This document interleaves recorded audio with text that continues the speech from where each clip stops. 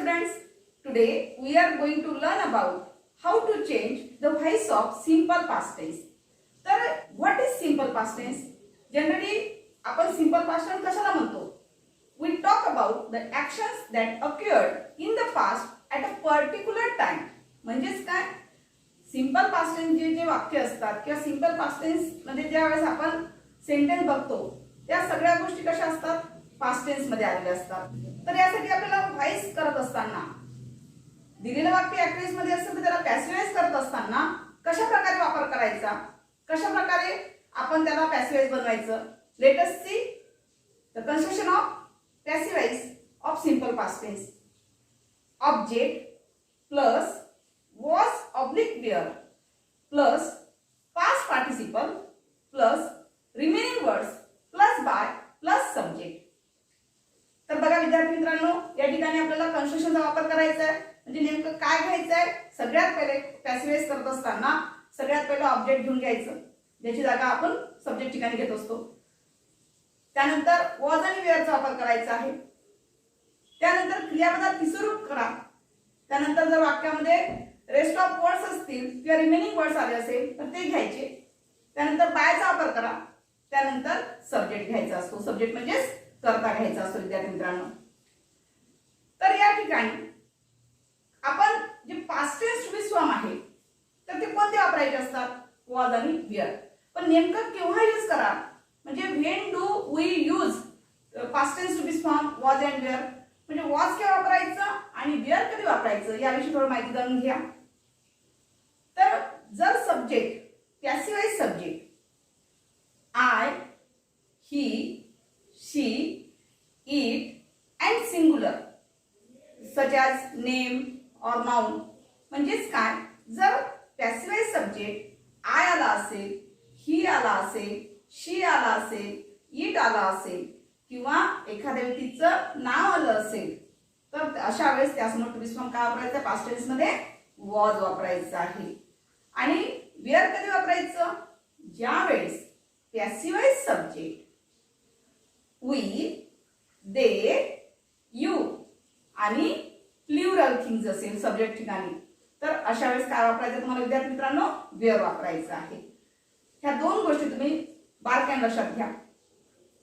यासाठी आपण काय करूया? काही एक्झाम्पल्स बघूया. Let us see some examples of active voice into passive voice. म्हणजेच आपल्याला काही वाक्य बघायचे आहे. जे दिलेलं वाक्य ऍक्टिव्हाइज मध्ये राहणार त्याला आपल्याला कन्वर्ट कशामध्ये करायचं विद्यार्थी मित्रांनो? पॅसिव्हाइज मध्ये करायचं आहे. Now see number 1. She called me last night. दिलेलं वाक्य ऍक्टिव्हाइज मध्ये आहे. कशाने ओळखलं तुम्ही? कारण तुम्हाला चेंज द व्हॉइस बनवायचं आहे. पेपरमध्ये पेपरमध्ये तुम्हाला काय होते? ब्रॅकेटमध्ये इन्स्ट्रक्शन दिलेलं असते. एकतर चेंज द व्हॉइस म्हणून आलेलं असते किंवा मेक इट पॅसिव्हाइज म्हणून आलेलं असते. तर या ठिकाणी दिलेलं जे वाक्य आहे हे ऍक्टिव्हाइज आहे. हे ऍक्टिव्हाइज कशावरून आलेलं आहे बघा. कारण या वाक्यामध्ये सब्जेक्ट दिसतोय तुम्हाला. सब्जेक्ट कोणता आहे? शी. त्याचबरोबर या वाक्यामध्ये सेकंड फॉर्म ऑफ वर्ब आलेला आहे. म्हणजे दिलेल्या वाक्यामध्ये तुम्हाला टू बी फॉर्म दिसते का? नाही. म्हणजेच काय? त्या वाक्यामध्ये डायरेक्ट सब्जेक्ट लागून सेकंड फॉर्म ऑफ वर्ब आलेला आहे जे की कॉल्ड. त्यानंतर ऑब्जेक्ट दिसते आहे म्हणून ते दिलेलं वाक्य काय तुम्हाला त्या ठिकाणी ऍक्टिव्हाइज मध्ये आहे. आणि या ऍक्टिव्हाइजला तुम्हाला काय करायचं आहे मित्रांनो? पॅसिव्हाइज मध्ये कन्वर्ट करायचं आहे. बघूया कसं होते. तर सगळ्यात पहिले काय करायचं? त्या वाक्यातलं ऑब्जेक्ट ओळखायचं. या वाक्यामध्ये ऑब्जेक्ट कोणता विद्यार्थी मित्रांनो? मी. या मी ला काय करायचं? मी ची पोझिशन तुम्हाला काय दिसते आहे? What's the position of me? It is object. जे मी दिसते आहे ते पोझिशन काय आहे? मी ची ऑब्जेक्ट आहे. पण आपल्याला पॅसिव्हाइज करायचं असल्यामुळे याला काय करावं लागेल? सब्जेक्ट जागी घेऊन जायचं आहे. म्हणजेच मीचा सब्जेक्ट काय होईल? आय. करेक्ट. तर या ठिकाणी आय हा जो आहे पॅसिव्हाइज सब्जेक्ट हा कसा आहे? सिंगुलर आहे. सिंगुलर असल्यामुळे टू बी फॉर्म सुद्धा तुम्हाला कोणता घ्यायचा आहे? सिंगुलरच घ्यावं लागेल. म्हणजेच पास्ट टेन्स मध्ये सिंगुलर टू बी फॉर्म कोणतं वापरणार आपण? वॉज. I was. त्यानंतर दिलेल्या जे वर्ब आलेला आहे ते वर्ब ऑलरेडी सेकंड फॉर्म आहे. आपल्याला कोणतं पाहिजे आहे? थर्ड फॉर्म ऑफ वर्ब घ्यायचं आहे. पण विद्यार्थी मित्रांनो एक गोष्ट लक्षात ठेवा. ज्यावेळेस वर्बला ईडी लागून आलेलं असेल म्हणजेच ज्याला आपण रेग्युलर वर्ब्स म्हणतो ज्या व्हर्बला ईडी लागून आलेलं असते त्याला रेग्युलर व्हर्ब्स असं म्हटलं जात असते. तर त्यावेळेस काय करायचं, त्यावेळेस नेमकं एकच काम करा तुम्ही विद्यार्थी मित्रांनो, जे व्हर्ब आलेलं असेल वाक्यामध्ये ते जशा तसं तिसरं रूप म्हणून पॅसिव्ह मध्ये घ्यायचं असते. ऑलरेडी याला ईडी लागून आहे, तसंच ऍज इट इज तुम्ही काय करायचं आहे, पॅसिव्हाइज करत असताना थर्ड फॉर्म ऑफ व्हर्ब तेच वापरा. म्हणजे तिथं काय होईल, कॉल्ड. दिलेल्या वाक्यामध्ये तुम्हाला रिमेनिंग वर्ड दिसते आहे. रिमेनिंग वर्ड्स कोणते आहे, लास्ट नाईट आहे. तर त्यानंतर क्रियापदाच्या नंतर लागलीच काय घ्यायचं तुम्हाला, रिमेनिंग वर्ड्स घ्या अकॉर्डिंग टू कन्स्ट्रक्शन. म्हणजे मी तुम्हाला कन्स्ट्रक्शन मध्ये सांगितलंच आहे की क्रियापदाच्या तिसऱ्या रूपानंतर तुम्हाला काय घ्यायचं आहे, रिमेनिंग वर्ड. जर वाक्यात आले असेल तर रिमेनिंग वर्ड्स घ्या, आहे ऑलरेडी. त्यानंतर बाय घ्या. बाय घेतल्यानंतर दिलेल्या वाक्याचा जो सब्जेक्ट आहे, दिलेल्या वाक्याचा सब्जेक्ट कोणता दिसतो आहे, शी. शी हा सब्जेक्टच्या ठिकाणी दिसतो आहे. तर या शी ची पोझिशन आपल्याला चेंज करायची आहे, जेणेकरून पॅसिव्हाइज करत असताना शी ची पोझिशन काय होईल त्या ठिकाणी, ऑब्जेक्ट मध्ये होईल. म्हणजेच बाय नंतर शीचा बदल काय होईल, हर. बघायचं आन्सर कसं तयार झालेलं आहे, I was called last night by हर.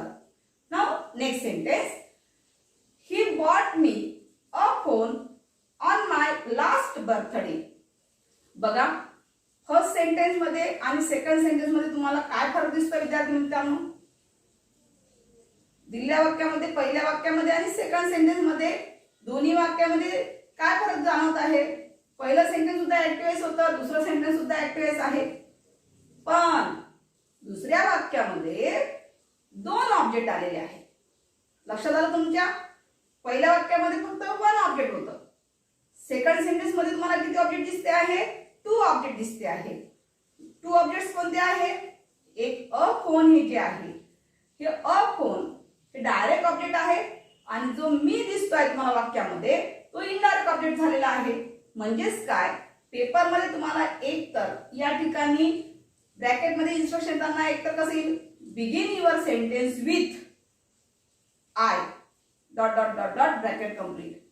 तर तुम्हाला आयने सुरुवात करून उत्तर तयार करा. म्हणजेच काय करायचं, तुम्हाला चेंज वाईज बनवायचं असते, पॅसिव्हाइज सेंटेन्स करायचं असते, हे तुम्हाला ओळखावं लागते. कधी कधी पेपरमध्ये चेंज वाईज म्हणून लिहून येते किंवा कधी कधी मेक इट पॅसिव्हाइज म्हणून लिहून येते. तर अशा वेळेस तुम्हाला स्वतः ते वाक्य कोणत्याही पद्धतीने तुम्ही घेतलं म्हणजे ऑब्जेक्ट ओळखलं तरीही चालून जाते. पण तुम्हाला जर इन्स्ट्रक्शन असं आलं असेल ब्रॅकेटमध्ये begin your sentence with I जर आलं असेल तर तुम्हाला इनडायरेक्ट ऑब्जेक्टनी सुरुवात करावं लागेल पॅसिव्हाइज करत असताना. इथे जर तुम्ही अ फोननी सुरुवात करतो म्हटलं तर तुमचं उत्तर त्या ठिकाणी रॉंग होते विद्यार्थी मित्रांनो. कारण हे जे सेकंड सेंटेन्स आहे याला बनवताना दोन्ही मेथडनी बनवता येते आपल्याला, पण पेपरमध्ये तुम्हाला एकच पद्धत वापरायची असते. त्यांनी दिलेल्या इन्स्ट्रक्शन नुसार जर तुम्हाला फक्त चेंज वाईज दिलं असेल ब्रॅकेटमध्ये तर तुम्ही दोन पैकी एक कोणतेही केलं तरी चालेल पॅसिव्हाइज. परंतु त्यांनी जर विचारताना तुम्हाला पेपरमध्ये begin your sentence with I जर म्हटलं तर तुम्हाला त्या ठिकाणी आयने सुरू करून पॅसिव्हाइज करावं लागेल. त्या ठिकाणी तुम्हाला अ फोननी वाक्य तयार करता येणार नाही. ही गोष्ट एक लक्षात ठेवा विद्यार्थी मित्रांनो. म्हणजे तुम्हाला चेंज वाईज विचारत असताना ते कोणत्या प्रकारचं विचारलेलं आहे जास्तीत जास्त तुम्ही लक्षात ठेवायचं की त्या वाक्यामध्ये किती ऑब्जेक्ट आलेले आहे. जर दोन ऑब्जेक्ट आले असेल तर अशा वेळेला तुम्हाला इन्स्ट्रक्शन काय दिलेलं आहे, फक्त चेंज वाईज दिलं असेल तर तुम्ही अ फोननी सुद्धा वाक्याची सुरुवात घेऊ शकता किंवा आयने सुद्धा करू शकता वाक्याची सुरुवातीला पॅसिव्हाइज करत असताना. पण जर तुम्हाला begin your sentence with I आलं असेल तर त्यावेळेस तुम्हाला चेंज वाईज बनवत असताना पॅसिव्हाइज करत असताना त्या ठिकाणी आयने सुरुवात करावी लागेल किंवा begin your sentence with a phone आला असेल dot dot dot dot bracket complete असं जर आलं असेल तर अशा तुम्हाला अ फोननी सुरुवात करावी लागेल. एवढी गोष्ट एक लक्षात ठेवा विद्यार्थी मित्रांनो. इथे तुमच्या चुका होऊ शकतात. बघा आता याचं कसं होईल. आता सगळी दोन्ही मेथड तुम्हाला उत्तर सांगते. बघा या वाक्यामध्ये ही काय आलेला आहे, सब्जेक्ट आलेला आहे. बॉट काय झालेला आहे, V2 आहे म्हणजे सेकंड फॉर्म ऑफ वर्ब आहे. मी हे ऑब्जेक्ट आहे पण हे मी ऑब्जेक्ट कसा आहे, इनडायरेक्ट ऑब्जेक्ट आहे. अ फोन जे आहे, अ फोन हे काय झालेलं आहे, डायरेक्ट ऑब्जेक्ट झालेला आहे. आणि ऑन माय लास्ट बर्थडे खाली जे दिलेलं आहे ते म्हणजे तुमचं रिमेनिंग वर्ड्स आहे विद्यार्थी मित्रांनो. आता याला आपल्याला पॅसिव्हाइज करायचं असेल कसं करणार आपण? बघा मी आता तुम्हाला डायरेक्ट ऑब्जेक्टचं वाक्य घेऊन पॅसिव्हाइज कसं करायचं याचे 2 वेज जे आहे ते 2 वेज तुम्हाला समजून सांगते. बघा आता सगळ्यात पहिले ऑब्जेक्ट घ्या. डायरेक्ट ऑब्जेक्ट दिला की डायरेक्ट ऑब्जेक्ट कोणता आलेला आहे? A phone. अ फोन कसं घेतलं आपण? मागच्या व्हिडिओमध्ये मी तुम्हाला लेक्चरमध्ये सांगितलं होतं की डायरेक्ट ऑब्जेक्ट आणि इनडायरेक्ट ऑब्जेक्ट कसं ओळखायचं. तर तरी पुन्हा एकदा रिपीट करते. वर्बला व्हॉट ते क्वेश्चन करायचा म्हणजे व्हॉट व्हॉट किंवा व्हॉट डिड बाय असं जरी घेतलं तर त्याचे आन्सर काय येत आहे? अ फोन येत आहे. म्हणजे जे उत्तर तुमचं असते त्या ठिकाणी ते तुमचं काय झालेलं आहे? Direct object. आणि इनडायरेक्ट ऑब्जेक्ट कसं ओळखायचं? हुमनी वर्बला प्रश्न विचारायचं म्हणजे तुमचं काय मिळेल? इनडायरेक्ट ऑब्जेक्ट तयार होईल. तर या ठिकाणी आपण डायरेक्ट ऑब्जेक्टने वाक्य कसं तयार होते ते बघूया. तर या ठिकाणी पॅसिव्हाइज सब्जेक्टच्या ठिकाणी आपण काय करूया? अ फोन. अ फोन हा कसा आहे? सिंग्युलर आहे त्याच्यामुळे टू बी जरूर सुद्धा सिंग्युलर घ्या. वॉज घेतल्यानंतर क्रियापदात तिसरं रूप घ्यायचं आहे. दिलेल्या वाक्यात काय आलेलं आहे? वर्ब कोणता आलेला आहे? Bought. Bought already past tense मध्ये येते V2 आहे परंतु त्याचा थर्ड फॉर्म सुद्धा तेच आहे म्हणून बॉटचं बॉटच होते. बॉट. त्यानंतर या ठिकाणी रिमेनिंग वर्ड्स कोणता येईल? मी. पण जनरली आता हे आपल्याला उद्देशून आहे दिलेलं वाक्य त्यामुळे एकदा तुम्ही टू मीचा वापर करू शकता किंवा वाक्याच्या मिनिंग वरून फॉर मी वापरलं तरीही चालेल. फॉर मी रिमेनिंग वर्ड जेवढे आहेत तेवढे त्या ठिकाणी घेऊन घ्यायचे. On my last birthday by दिला गेलेला सब्जेक्ट आहे ही. त्या हीला काय करायचं तुम्हाला? ऑब्जेक्ट ठिकाणी घेऊन जायचं आहे म्हणजे हीची पोझिशन काय होईल? चेंज होईल. He by him. बघा त्याचा आन्सर कसं झालेला आहे?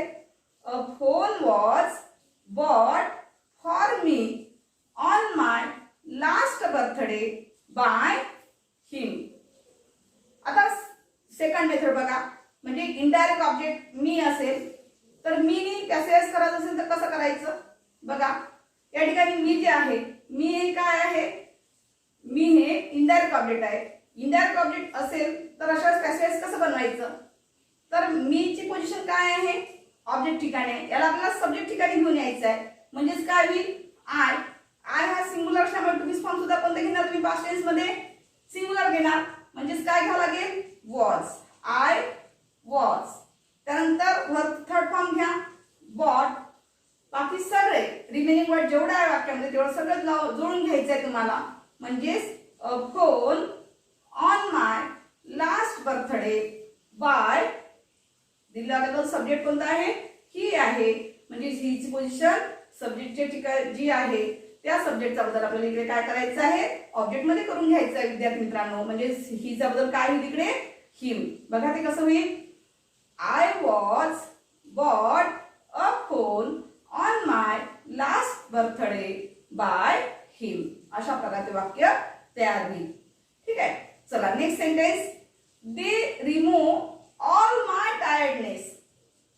बघा दिलेलं वाक्य या केस मध्ये आहे त्या वाक्याला आपल्याला पॅसिव्हाइज मध्ये कन्वर्ट करायचं असेल कसं करणार? सगळ्यात पहिले वर्ब लक्षात घ्या. या ठिकाणी वर्ब कोणता आलेला आहे? रिमूव्ह. रिमूव्ह हे सेकंड फॉर्म ऑफ वर्ब आहे. सेकंड फॉर्म ऑफ वर्ब असल्यामुळे या ठिकाणी दिलेलं वाक्य पास्ट टेन्स मध्ये दिसते आहे कारण सगळे वाक्य आपण आज कोणती बघत आहोत? सिंपल पास्ट टेन्सची म्हणजे ऑलरेडी ते वाक्य सिंपल पास्ट मध्ये असणार. मग यातला ऑब्जेक्ट कोणता आहे? काही विद्यार्थी ऑब्जेक्ट निवडताना कन्फ्युज होतील. काही विद्यार्थी घेताना ऑल घेणार. काही विद्यार्थी माय टायर्डनेस एवढं घेणार. तर हे दोन्ही ऑब्जेक्ट तुमचे काय होईल? रॉंग होईल. तर यातलं जे ऑब्जेक्ट आहे ते कोणतं आहे? All my tiredness. म्हणजे हा सर्वच्या सर्व शब्द तुम्हाला जशा तसं पॅसिव्हाइज सब्जेक्ट ठिकाणी घेऊन जायचं आहे कारण हा एकच शब्द आहे ऑल माय टायर्डनेस. आता ऑल माय टायर्डनेस हे टोटली ऑब्जेक्ट झालेला आहे. या ऑब्जेक्टला आपल्याला सब्जेक्टची पोझिशन ठिकाणी घेऊन जायचं आहे म्हणजे पॅसिव्हाइज बनवायचं आहे. तर या ठिकाणी चला आपण कसं होते बघूया. ऑल माय टायर्डनेस हा सब्जेक्ट घेतल्यानंतर आता याचं वचन बघा कसं आहे? सिंग्युलर आहे प्लुरल आहे? बरेच विद्यार्थी ते कन्फ्युज होतात. इथे ऑल माय टायर्डनेस म्हटल्यानंतर विद्यार्थी सरळ सरळ काय करतात? To be form plural use करतात. विद्यार्थी मित्रांनो तसं नाही. इथे तुम्हाला तुमची चूक ही का होते? कारण तुम्ही तुम्ही मुलं संभ्रममध्ये असता, कारण इथे यस लागून आहे किंवा इकडे ऑल आहे, म्हणून तुम्ही विद्यार्थी मित्रांनो काय करता, या ठिकाणी अनेक गोष्टी समजून त्या ठिकाणी टू बी चं रूप विअर घेता. पण तसं कधीच घ्यायचं नाही. मागच्या तासामध्ये सुद्धा सांगितलं होतं की येणारा जो पण ऑब्जेक्ट असेल त्याचा पूर्ण तुम्ही मिनिंगफुल विचार करायचा, त्याचा अर्थ काय होतो, त्या अर्थावरून मला टू बी चं रूप काय लक्षात येते कोणतं घ्यायचं. मग या ठिकाणी काय दिसते आहे, ऑल माय टायर्डनेस, सर्व माझा थकवा. म्हणजे किती थकवा आला दाखवलाय का तुम्हाला, 2 आला, 4 आला, 5 आला, 6 आला, असा थकवा दाखवलेला आहे का, नाही. म्हणजे आपल्याला काउंट करता येईल आला का, नाही. त्याच्यामुळे या ठिकाणी प्लुरल टू बी चं रूप वापरता येणार नाही. तर तुम्हाला कोणतं वापरावं लागेल, या ठिकाणी सिंग्युलर टू बी चं रूप वापरावं लागेल. म्हणजेच काय घ्यावं लागेल, वॉज. त्यानंतर क्रियापद तिसरं रूप घ्या, रिमूव्ह. बाय या वाक्यात ऑलरेडी रिमेनिंग वर्ड्स नाहीये, म्हणून अकॉर्डिंग टू कन्स्ट्रक्शन नुसार बायचा वापर करा. त्यानंतर दिलेल्या वाक्यातला जो सब्जेक्ट आहे त्या सब्जेक्टची पोझिशन तुम्ही ऑब्जेक्ट मध्ये कन्वर्ट करा. म्हणजे दिलेल्या वाक्यात सब्जेक्ट कोणता आलेला आहे, दे आलेला आहे. म्हणजे बाय नंतर काय होईल, दे. बघा तिचे आन्सर कसं होईल, all my tiredness was remove bye them. आता बघा जेवढी काही वाक्य आपण बघितली विद्यार्थी मित्रांनो, ती सर्वच्या सर्व वाक्य कशी होती, अफर्मेटिव्ह सेंटेन्स होती सगळी वाक्य. जर समजा तुम्हाला निगेटिव्ह सेंटेन्स आलं तर त्याचं सिंपल पास्ट टेन्स मध्ये व्हाईस कसं बनवायचं याविषयी बघूया. See example, she didn't give me a piece of bread. बघा या वाक्यामध्ये तुम्हाला काय दिसते आहे, दिलेल्या वाक्यामध्ये तुम्हाला नॉट दिसतो आहे. म्हणजेच हेल्पिंग वर्बला लागून काय आलेला आहे, नॉट लागून आला आहे. म्हणजे डिडंट ऑलरेडी ते वाक्य काय झालेलं आहे, निगेटिव्ह झालंय. जर निगेटिव्ह वाक्य आलं असेल तर त्याचं व्हाईस करायचं असेल, आपल्याला पॅसिव्ह बनवायचं असेल तर कसं करणार, काही प्रॉब्लेम नाही. सगळ्यात पहिले काय करायचं, नेहमीसारखं आपण ऑब्जेक्ट चूज करायचं. दिलेल्या वाक्यात सुद्धा किती ऑब्जेक्ट दिसते तुम्हाला, 2 ऑब्जेक्ट दिसते आहे. तुम्ही दोन्ही पद्धतीने करू शकता किंवा दिलेल्या इन्स्ट्रक्शन नुसार करू शकता. जे मग मी सांगितलं तुम्हाला सेकंड सेंटेन्स मध्ये समजून, 2 ऑब्जेक्ट आले असेल तर पेपरमध्ये कसं विचारलं तर कसं करायचं. डायरेक्ट ऑब्जेक्ट विचारलं असेल तर डायरेक्ट ऑब्जेक्टने वाक्य तयार करायचं, इनडायरेक्ट ऑब्जेक्टने विचारलं असेल तर इनडायरेक्ट ऑब्जेक्टने त्या ठिकाणी पॅसिव्हाइज करायचं. तर या ठिकाणी मला दोन्ही पद्धतीने वाक्य समजून सांगते. बघा या वाक्यामध्ये तुम्हाला डायरेक्ट ऑब्जेक्ट कोणतं दिसते विद्यार्थी मित्रांनो, अ पीस ऑफ ब्रेड. चला तर या ठिकाणी पॅसिव्हाइज करत असताना सगळ्यात पहिले काय करायचं, ऑब्जेक्टला घेऊन या, a piece of bread. A piece of bread हे कसं आहे, सिंग्युलर आहे. त्याच्यामुळे तुम्ही सुद्धा काय घ्यायला लागेल तुम्हाला, पॅसिव्हाइज करत असताना सिंग्युलरचा वापर करा, म्हणजेच वॉज. पण त्या वाक्यामध्ये ऑलरेडी काय आलेला आहे, नॉट आलेला आहे. म्हणून नॉट हा इकडे तिकडे कुठेच लागत नसतो. हा एकतर टू बी फॉर्म सोबत येत असतो किंवा हेल्पिंग वर्ब जे काही वाक्यात आलेलं असेल त्याच्यासोबत वापरायचा असतो विद्यार्थी मित्रांनो. मग वाक्यामध्ये टू बी फॉर्म कोणता घेतलेला आपण, वॉज, म्हणून त्याच्यासोबत मला काय घ्यावं लागेल, नॉट घ्यायचं असते. तर वॉज नॉट.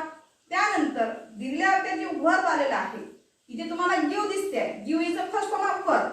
इथे पहिलं रूप का घेतलेलं आहे, कारण त्या वाक्यामध्ये ऑलरेडी डीड घेतलेला आहे. डीड हे पास्ट टेन्स मध्ये येते, त्याच्यामुळे या ठिकाणी गिव्हचा बदल आपण गेव घेतलेला नाहीये. म्हणून या ठिकाणी तिथे कोणतं रूप वापरलं, क्रियापदाचं पहिलं रूप घेतलेलं आहे. जे ऑलरेडी त्याच्यामध्ये डीड मिक्स केला तर ते काय होतं, गेव होतो. म्हणजे ते ऑलरेडी दिलेलं वाक्य पास्ट टेन्स मध्येच आहे आणि त्याचा आपल्याला काय करायचं, आता थर्ड फॉर्म ऑफ वर्ब करायचं आहे. म्हणजे गिव्हचं तिसरं रूप काय होईल, गिव्हन. त्यानंतर त्या वाक्यामध्ये रिमेनिंग वर्ड्स दिसते आहे. रिमेनिंग वर्ड्स कोणता आलेला आहे, मी. एकतर तुम्ही टू मी असं वापरा. बाय दिलेल्या वाक्यातला जो सब्जेक्ट आहे तो सब्जेक्ट कोणता आहे, शी. त्या शीचा बदल इकडे काय होईल, बाय नंतर हर. म्हणजे तुमचं उत्तर कसं होईल बघा, a piece of bread was not given to me by her. आता सेकंड मेथड बघायची, म्हणजे इनडायरेक्ट ऑब्जेक्टनी जर वाक्य पॅसिव्हाइज करायचं असेल तर कसं होईल.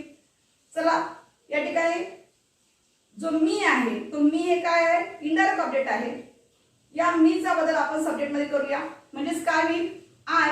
आय हा सिंग्युलर असल्यामुळे तुम्ही जर सुद्धा काय घ्यावं लागेल, मला सिंग्युलरच घ्यावं लागेल, म्हणजेच वॉज. त्यानंतर ऑलरेडी नॉट वाक्यामध्ये आलेलाच आहे, तोच नॉट खाली घ्या टू बी च्या रूपाला, म्हणजेच वॉज नॉट. त्यानंतर क्रियापदात तिसरं रूप घ्या, गिव्हन. रेस्ट ऑफ वर्ड्स कोणते आहे किंवा रिमेनिंग वर्ड्स कोणते दिसते आहे आता, a piece of bread, a piece of bread. त्यानंतर बाय घ्या अकॉर्डिंग टू कन्स्ट्रक्शन नुसार. दिलेला गेलेला सब्जेक्ट कोणता आहे शी, मग या शीचा बदल बाय नंतर काय होईल हर. तर बघा याचे आन्सर कसं तयार झालेलं आहे. I was not given a piece of bread by her. Now next example, you did a good thing. दिलेलं वाक्य कसं दिसतंय तुम्हाला आता, इथे कन्फ्युज होऊ नका. या वाक्यातलं वर्ब कोणता आहे, दिलेल्या वाक्यामध्ये ऑलरेडी डीड हे वर्ब आलेलं आहे विद्यार्थी मित्रांनो, आणि हे दिलेलं वाक्य जे आहे अफर्मेटिव्ह सेंटेन्स मध्ये आहे. या अफर्मेटिव्ह सेंटेन्सचं आपल्याला काय करायचं आहे, आता पॅसिव्ह वॉइस बनवायचं आहे, जे की पास्ट टेन्स मध्येच वाक्य येते आणि त्याला आपल्याला पास्ट टेन्स मध्ये असल्यानंतर आपल्याला पॅसिव्ह वॉइस बनवायचं आहे. तर आता तुम्ही विद्यार्थी समजून घ्याल की बाबा मॅडमने इथे डीड दिलेला आहे, मग डीडच्या नंतर पुन्हा नॉट वगैरे काहीच लावून दिलं नाही, पण ऑलरेडी त्या वाक्यामध्ये डीड हे वर्ब म्हणून वापरलंय, हेल्पिंग वर्ब म्हणून नाही वापरलं तर मेन वर्ब म्हणून वापरलेलं आहे. म्हणजे डीड जे आहे ते डूचा पास्ट टेन्स म्हणून वापरलेला आहे या ठिकाणी. म्हणजेच या ठिकाणी कसं होईल, याचा ऑब्जेक्ट कोणता आहे बघा अ गुड थिंग. याचा आपल्याला पॅसिव्ह वॉइस करायचं असेल तर कसं होईल, सगळ्यात पहिले ऑब्जेक्ट निवडा अ गुड थिंग. अ गुड थिंग याचं कसं आहे सिंग्युलर आहे, सिंग्युलर असल्यामुळे टू बी सुद्धा काय घ्यायचंय तुम्हाला, दिलेल्या जे वर्ब आलेलं आहे ते वर्ब पास्ट टेन्स असल्यामुळे टू बी सुद्धा तुम्हाला काय घ्यायचं आहे पास्ट टेन्स टू बी घ्यायचं आहे विद्यार्थी मित्रांनो. म्हणजेच काय घ्यावं लागेल वॉज, आणि त्यानंतर या डीडचं ती स्वरूप घ्यायचं आहे. डीडचं ती स्वरूप काय होईल डन. डन या वाक्यामध्ये रिमेनिंग वर्ड्स नाही आहे, त्याच्यामुळे अकॉर्डिंग टू कन्स्ट्रक्शन नुसार बाय घ्या. बाय दिलेला काय सब्जेक्ट कोणता आलेला आहे यू, म्हणजे बायच्या नंतर यूचा बदल काय होईल यू. म्हणजेच कसं होईल वाक्य बघा a good thing was done by you. अशा प्रकारे तुम्ही काय केलं विद्यार्थी मित्रांनो, आज simple past tense change voice मध्ये कसा बनवायचा, active voice to passive voice simple past टेन्सचं कसं बनवायचं याविषयी आपण माहिती बघितलेली आहे. आता तुम्हाला मी एक सेंटेन्स देणार, त्याचं तुम्ही काय करायचं आहे पॅसिव्ह वॉइस कसं बनवायचं त्याचा प्रयत्न करा. नाही आला तर नेक्स्ट डेला मी तुम्हाला सांगणार किंवा कॉमेंट बॉक्स मध्ये सांगणार. बघा next sentence, they did not give money.